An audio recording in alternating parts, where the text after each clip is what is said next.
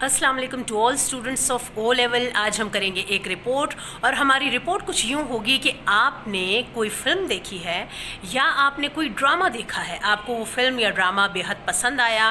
اب آپ نے اس حوالے سے ایک رپورٹ لکھنی ہے اپنے اسکول میگزین کے لیے یا اپنے علاقے کے یا اپنے شہر کی کسی میگزین کے لیے، کہ آپ نے اس فلم یا ڈرامے میں کیا محسوس کیا، اس کی سٹوری کیا تھی، اور اس حوالے سے آپ کیا تجویز کرتے ہیں کہ اور لوگ بھی کیا یہ فلم اور ڈرامہ دیکھیں. سب سے پہلے ہم رپورٹ کے پیٹرن پر بات کریں گے. جیسے کہ آپ موبائل اسکرین پر دیکھ رہے ہیں، سب سے پہلے ہم تاریخ لکھیں گے، نیچے شہر کا نام لکھیں گے، اس سے نیکسٹ لائن میں ہم اپنی باقاعدہ رپورٹ لکھنا شروع کریں گے. آغاز ہم یوں کر سکتے ہیں کہ گھر کے اندر تفریح کا بہترین ذریعہ ڈرامہ ہوتے ہیں. پاکستان میں ڈرامے کی صنعت کافی مضبوط ہے اور اکثر اچھے ڈرامے بنتے ہوئے ہمیں ٹیلی ویژن پر نظر آتے ہیں. میں نے حال ہی میں ہم ٹی وی کا ایک ڈرامہ اڈاری دیکھا، جس سے مجھے بچوں کے حقوق کے بارے میں معلومات ملی ہیں. اس ڈرامے نے ناظرین کے ذہنوں پر انمٹ نقوش چھوڑے ہیں. ڈرامے کی کہانی ایک معصوم بچی زیبو کے گرد گھومتی ہے، جو اپنے باپ کی ہوس کا، جو سوتیلا باپ ہے، اس کی ہوس کا نشانہ بنتی ہے اور پھر خوفزدہ رہتی ہے. اس کی والدہ اس ساری حقیقت سے بے خبر رہتی ہے.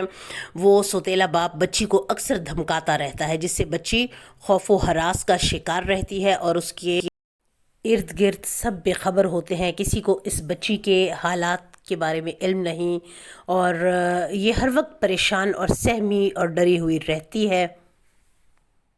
اس بچی کی ماں سجو لوگوں کے گھروں میں کام کرتی ہے. ایک بار جب وہ کسی کے گھر سے کام کر کے واپس اپنے گھر پہنچتی ہے تو اپنے شوہر کو اپنی بچی کے ساتھ ہراسمنٹ کے معاملے پر دیکھ لیتی ہے. اس کے بعد وہ اس پر قاتلانہ حملہ کرتی ہے اور پھر اسے مردہ سمجھ کر اپنی بچی کو لے کر وہاں سے بھاگ جاتی ہے. اس کے بعد آپ دیکھیں گے ڈرامے کا ایک اور مرکزی کردار جو ہے وہ میرا کا ہے، جو اپنے گھر والوں کے ساتھ تقریبات میں جا کر گانا گاتی ہے، اور یہی ان کا ذریعہ روزگار بھی ہے. لیکن معاشرے میں ان کو اچھی نظر سے نہیں دیکھا جاتا، انہیں میراثی کہہ کر پکارا جاتا ہے، تذلیل کی جاتی ہے. تو امتیاز جو ہے، جو بچی کا سوتیلا باپ ہے، یہ زیبو کے ساتھ زیادتی سے پہلے میرا کے ساتھ بھی زیادتی کرنے کی کوشش کرتا ہے، اور جب اس کی والدہ جا کر سجو کو شکایت کرتی ہے تو اسے یقین نہیں آتا، اور وہ ان کے ساتھ تعلقات ختم کر لیتی ہے.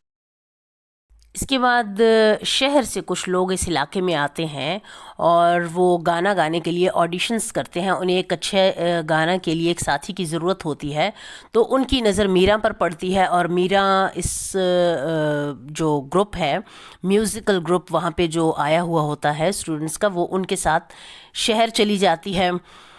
اور پہلے تو وہ گھبراتی ہے، لیکن آخر کار اپنی ماں شیدہ کے ساتھ شہر جانے کے لیے رضامند ہو جاتی ہے اور مقابلے میں حصہ لیتی ہے. وہاں اس سے مزید کام ملتا ہے، وہ شہرت کی بلندیوں پہ پہنچ جاتی ہے.